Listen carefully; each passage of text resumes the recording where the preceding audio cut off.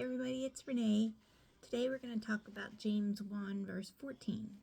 It says, "But each person is tempted when he is lured and enticed by his own desires." So James is breaking down the truth about temptation. It doesn't just appear out of nowhere. It's not as if sin jumps out and tackles us unexpectedly. Instead, it begins within us. He writes, "Each person is tempted when he is lured away and enticed by his own desire."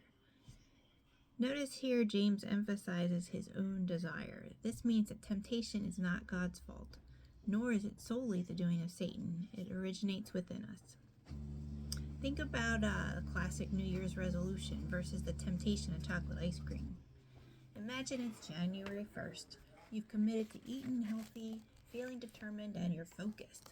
Then a well-meaning family member arrives home with your favorite chocolate ice cream.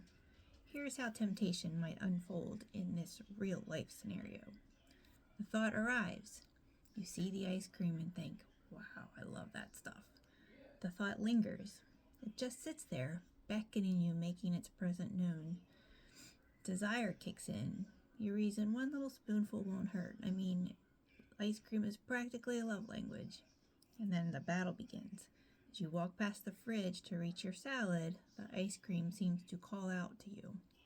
Then you're faced with a decision. Stick to your healthy plan or grab the spoon and indulge.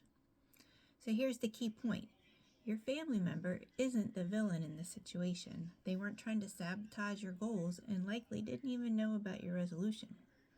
The temptation itself isn't the issue. It's what you choose to do with it. James reminds us here that the temptation springs from our own desires, not from external sources like the fridge, other people, or even Satan. James uses a fishing terminology when he talks about being lured and enticed. Picture temptation as a fisherman casting a baited hook into the water. The fish, representing you, sees the bait and thinks it looks too good to resist. However, the fish doesn't see the hidden hook. That's how sin operates. The bait appears appealing, desire begins to grow, and if we take the bait, we get hooked. The good news is that temptation itself isn't sin. It's acting on that temptation that leads to sin. To win this battle, we must address temptation at the thought level. Paul tells us in 2 Corinthians 10:5 to take every thought captive to the obedience of Christ. Romans 12:2 encourages us to renew our minds so we're not easily influenced. And again, Philippians 4:8 tells us to focus on what is good, noble, and pure.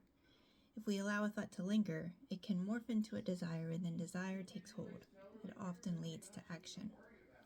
Ultimately, we always have a choice. We can choose to feed our desires or starve them. We can decide to give in to the ice cream or remember our health goals. We can let temptation win, or we can walk away victorious. James challenges us to stop blaming outside forces for our temptations. Instead, we must identify our desires, recognize them, and cut them off before they escalate into something more destructive.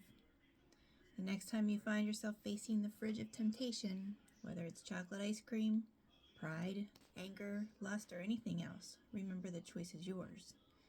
Just as Eve was led astray in the Garden of Eden by her unrestrained desires, we must be vigilant to keep our desires in check.